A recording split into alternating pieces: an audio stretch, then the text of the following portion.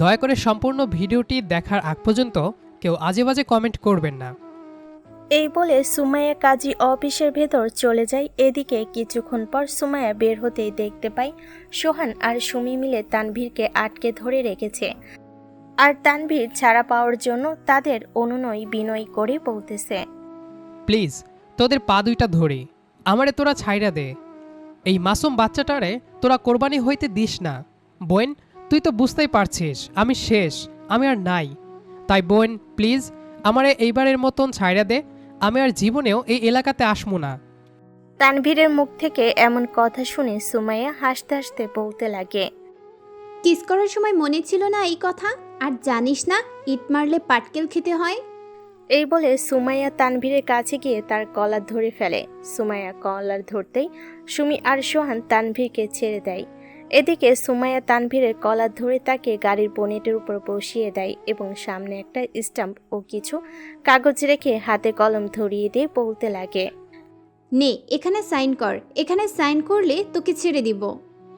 সুমাইয়ের কথা শুনে তানভীর সেখানে খুব দ্রুত সাইন করে নেয়। এদিকে তানভীর কাগজগুলোতে সাইন শেষ করতেই সুমাইয়া আবারও বলতে লাগে, কিরে তুই যে এখানে না পইরা সাইন করে দিলি, তুই কি জানিস এখানে কি লেখা আছে? আর এটা কিসের কাগজে তুই সাইন করলি? সুমাইয়ের কথা শুনে তানভীর বুঝতে পারে যে সে হয়তো না পড়ে সাইন করে একটা বিশাল বড় ভুল করে ফেলেছে। তাই সে জানার জন্য ভয়ে ভয়ে বলতে লাগে, সে সে সেখানে কি লেখা আছে আপু? তানভীরের মুখে আপু ডাক শুনে সুমাইয়া রেগে গিয়ে বলতে লাগে, আবার আপু বললি আমাকে? আর এখানে যাই লেখা থাক না কেন, এখন তুই বাড়ি চলে যা। আর শোন, রাতে ফোন দিলে ধরবি, আর যদি ধরতে না পারিস তাহলে খবর আছে বলে দিলাম। সুমাইয়ের কথা শুনে তানভীর বলতে লাগে। কিন্তু আপু। তানভীরের কথা শুনে সুমাইয়া মাঝপথে থামিয়ে দিয়ে বলতে লাগে, এখন কোনো কিন্তু হবে না, যা বাসায় গিয়ে ফ্রেশ হয়ে একটু ঘুমিয়ে নে, কারণ আজ রাত জাগতে হবে। সুমাইয়া কথাগুলো শেষ করে সেখানে আর না দাঁড়িয়ে নিজের গাড়িতে উঠে পড়ে। সুমাইয়া গাড়িতে উঠে পড়লে তানভীর আর সেখানে দাঁড়িয়ে না থেকে সোহানের সাথে তাদের বাসায় চলে আসে। বাসায় এসে ফ্রেশ হয়ে খাবার খেয়ে ঘুমিয়ে পড়ে তানভীর। অন্যদিকে সুমাইয়া বাসায় গিয়ে ফ্রেশ হয়ে খাবার টেবিলে বসে তার বাবা মাকে বলতে লাগে, বাবা মা, আমি তোমাদের এখন একটা কথা বলতে চাই। এখানে সুমিও আছে, তাই আমি মনে করি এটাই কথাগুলো বলার সঠিক সময়। আর আমি যে সিদ্ধান্ত নিয়েছি, এতে যদি তোমরা রাজি না হও তাহলে বলে দিতে পারো, আমি এই মুহূর্তেই এই বাড়ি ছেড়ে চলে যেতে রাজি আছি।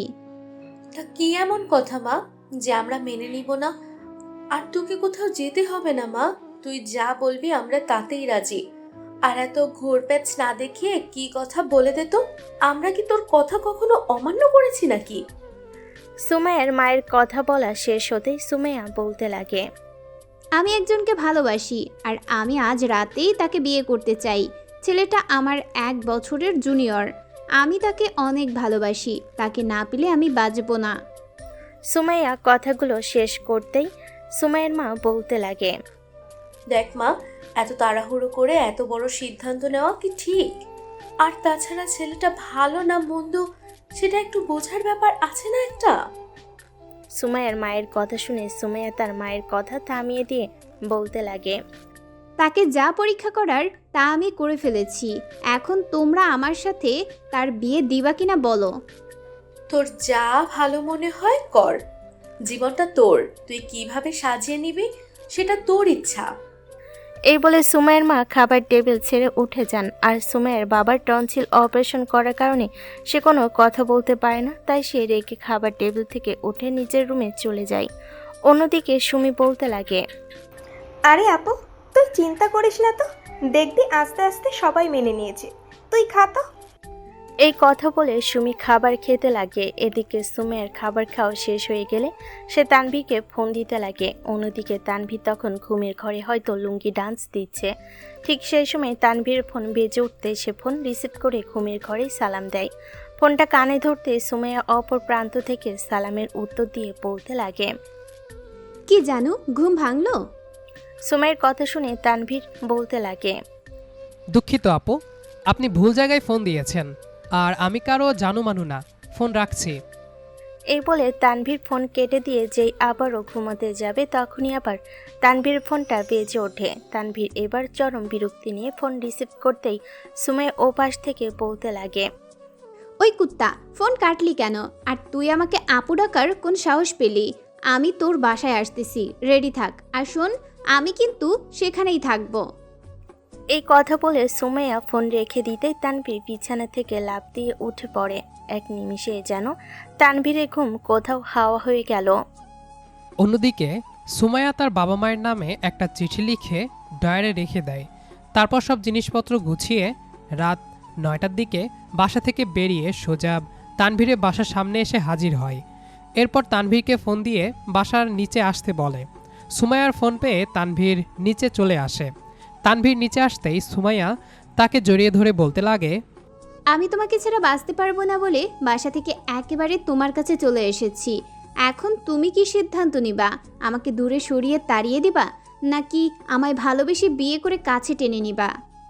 তানভীর সুমাইয়ার কথার কোনো উত্তর না দিয়ে চুপ থাকায় সুমাইয়া আবার বলতে লাগে, দেখো, একটা মেয়ে নিজের ফ্যামিলি সব কিছু ফেলে তোমার কাছে চলে এসেছে, আর তাকে যদি তুমি ফিরিয়ে দাও, সে হয়তো তোমাকে না পাওয়ার বেদনায় আজই আত্মহত্যা করবে। তাহলে একবার ভেবে দেখো, মেয়েটা তোমাকে কতটা ভালোবাসে। সুমাইয়ার কথা শেষ হতেই তানভীর বলতে লাগে, আপনি চানটা কি আমাকে বলবেন প্লিজ? তোমার পূর্ণ স্ত্রীর মর্যাদা। স্ত্রীর মর্যাদা মানে? এই দেখো, তখন তো আমি তোমাকে বিয়ে করেছি, আমরা স্বামী স্ত্রী, কিন্তু আমাদের এখনো শরীয়ত অনুযায়ী সামাজিক বিয়ে হয়নি, তাই আমরা এখন আবার বিয়ে করব। তুমি কি আমাকে বিয়ে করবে? আমি তোমাকে অনেক ভালোবাসি, কোনো দিন কষ্টে রাখবো না তোমায়। না। তানভীর মুখে না শুনে সুমাইয়া রেগে গিয়ে বলতে লাগে, তুই বিয়ে করবি না তো তোর দাদা বিয়ে করবে, চল আমার সাথে। কিন্তু আমি বিয়ে না করলেও তো আমার দাদু বিয়ে করতে পারবে না, কারণ সে তো আর বেঁচে নেই, আরও 2 বছর আগে মারা গেছে। তানভীর এই কথা বলে হাসতে লাগে আর সুমাইয়া তানভীরের এই হাসি দেখে বলতে লাগে, দেখো আমার রসমালাই, জানো তুমি এভাবে এখানে হেসো না গো। এভাবে হাসলে আমি আবার নিজেকে কন্ট্রোল করতে পারবো না, তখন আবার সবার সামনেই কি না কি হয়ে যাবে। সুমাইয়ার কথা শুনে তানভীর বলতে লাগে, কি না কি হয়ে যাবে মানে কি? বুঝেও না বোঝার ভান করতেছো নাকি? তাহলে এদিকে আসো, আমি দেখিয়ে দিতেছি কি হয়ে যাবে। সুমাইয়ার লুচু মেয়েদের মতন অমন কথা বলে তানভীর বলতে লাগে, দেখুন আপু, আমি অনেক ছোট, আমার সাথে এইরকম লুচ্চামি করবেন না। আর আমার সাথে লুচ্চামি করতে চান?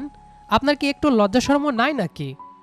তানভীরের মুখে আবারও আপু ডাক শুনে সুমাইয়া আর নিজেকে ধরে রাখতে পারল না, তাই সে তানভীরের কলার ধরে টানতে টানতে তাদের বাসার ভিতরে নিয়ে চলে যায়। এরপর তানভীরের কাছ থেকে শুনে তাদের ইউনিটে ঢুকে পড়ে।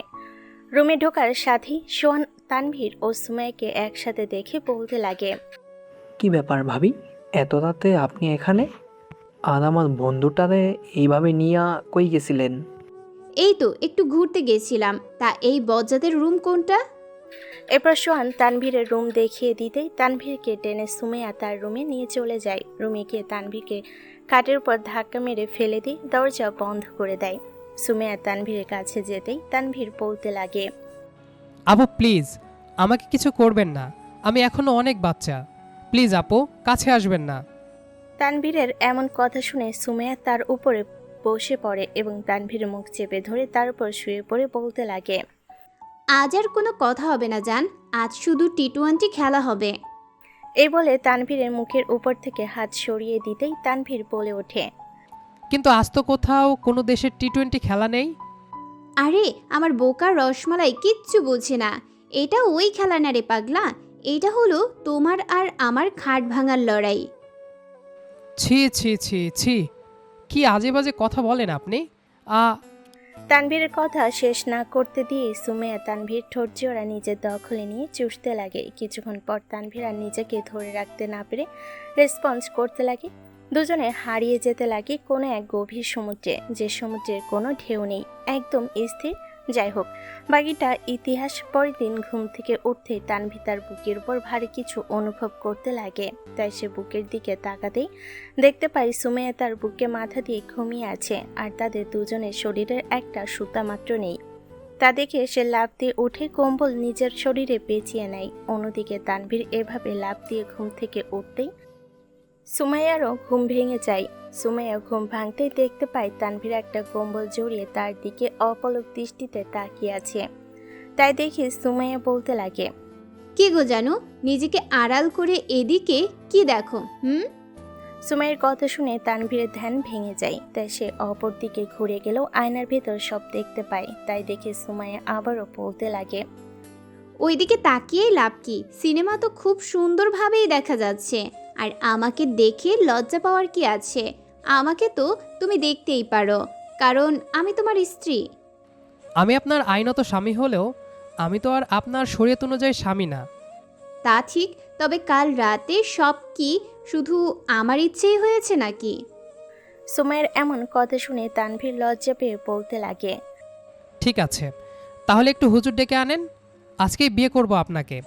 তবে আমি কিন্তু আপনার ভাত কাপড়ের দায়িত্ব নিতে পারবো না।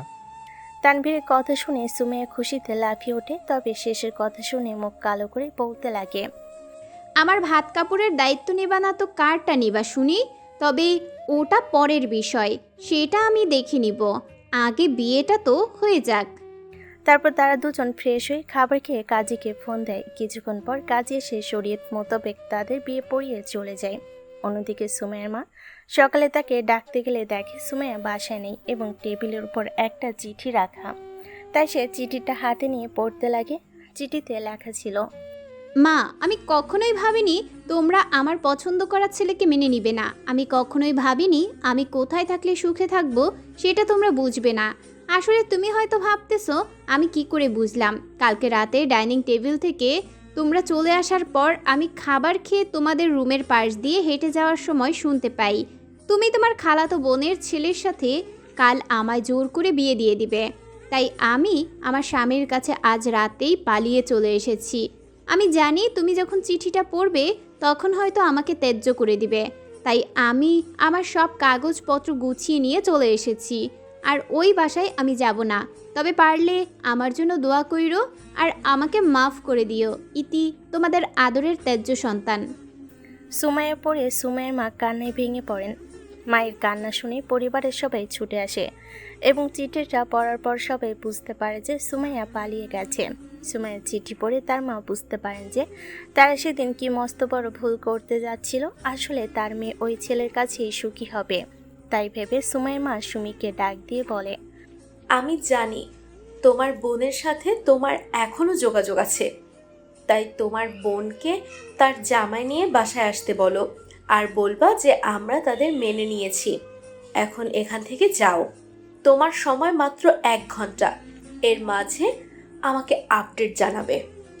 সুমাইয়ের মা এর আগে কখনোই অতটা কঠোর ছিল না। আসলে সুমাইয়ের চিঠিতে সে বারবার নিজেকে ত্যায্য সন্তান লেখায় তার মা মনে অনেকটা কষ্ট পেয়েছেন। আর সেই কষ্টে যেন তার মা কেমন জানি বদলে গেছেন।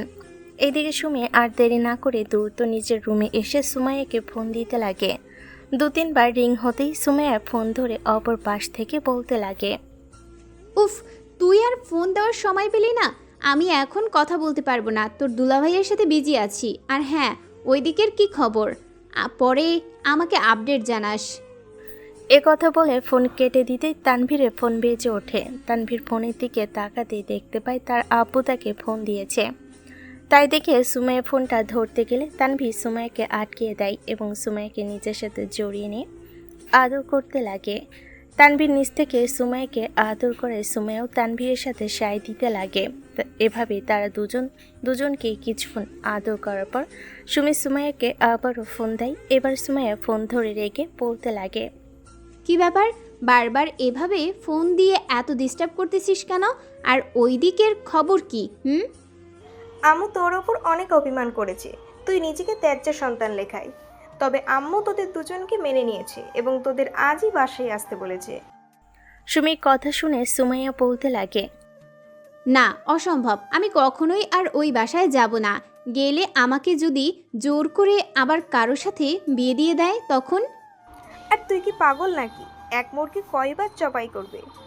সুমির কথা শুনে সুমাইয়া আশ্বস্ত হয়ে বলতে লাগে, সত্যি আম্মু মেনে নিয়েছে? সত্যি। ঠিক আছে, তুই আম্মুকে গিয়ে বল আমরা সন্ধ্যাবেলায় বাসায় আসবো। এই বলে সুমির ফোন রেখে দিয়ে সুমাইয়া তানভীরকে জড়িয়ে ধরে বলতে লাগে, জানো আর ভয় নাই গো আমার। জানো কেন? না বললে জানবো কিভাবে? তাও তো ঠিক, আসলে আব্বু আম্মু আমাদের বিয়ে মেনে নিয়েছে, আর আজ আমরা দুজন আমাদের বাসায় যাব, মানে আমার রসমালাইয়ের শ্বশুর বাড়ি যাব। সুমাইয়ের কথা শেষ হতে তানভীর মুখ বাঁকিয়ে বলতে লাগে, কিন্তু আমি তো যাব না। কিন্তু কেন? যেতে পারি, তবে একটা শর্তে। কি সেই শর্ত? আমি রাজি। আগামী 1 বছরের ভিতরে তুমি আমার বাসায় কোনোভাবে খবর দিতে পারবা না যে আমি বিয়ে করে ফেলেছি আর তুমি আমার বউ। দেখা যাক। না, দেখা যাক বললে তো হবে না, আমার মাথায় হাত রেখে প্রতিজ্ঞা করতে হবে। আর কি করার, জামাই পাগল বেটি আর কি করবে। তার জামাইয়ের মাথায় হাত দিয়ে তানভীর যা যা বলতে বলে সে তাই বলে দেয়। সব কথা শেষ হয়ে গেলে সুমাইয়া তানভীরকে বলতে লাগে, আমি এই জীবনে তোমার সব শর্ত মানতে রাজি আছি, শুধু যদি তুমি আমার একটা শর্ত মানো। কি সেই শর্ত? আমাকে ছাড়া তুমি তোমার জীবনে দ্বিতীয় কোনো মেয়েকে তোমার স্ত্রী, গার্লফ্রেন্ড বা বান্ধবী বানাতে পারবা না। আমিই তোমার প্রথম, আমিই তোমার শেষ। সুমাইয়ের কথা শুনে তানভীর একটু ভাব নিয়ে বলতে লাগে, এ কথা কে বলেছে যে তুমি আমার প্রথম? তুমি হয়তো আমার শেষ হতে পারো, তবে তোমার আগে আমার জীবনে আরও ডর্জন খানিক তুমি ছিল, যা তুমি হয়তো জানো না। কি? কথা শেষ করার আগেই সুমাইয়া তানভীরের গলা চেপে ধরে হিংস্রভাবে বলতে লাগে, পাঁচটার কখনো আমার সামনে তুলে ধরবি না। আমি তোর প্রথম, আমি তোর শেষ, এটাই যেন সবসময় তোর মুখে শুনি, মনে থাকবে? সুমাইয়া তানভীরের গলা ছেড়ে দিতেই তানভীর কাশতে কাশতে বলতে লাগে, মনে থাকবে, মনে থাকবে। সুমাইয়া আসলে একটু জোরে গলা চেপে ধরেছিল, তাই তানভীরের কাশি যেন থামছে না। তা দেখে সুমাইয়া ভয় পেয়ে তানভীরকে শক্ত করে জড়িয়ে ধরে সরি বলতে লাগে এবং তানভীরের গলায় চুমু খেতে লাগে।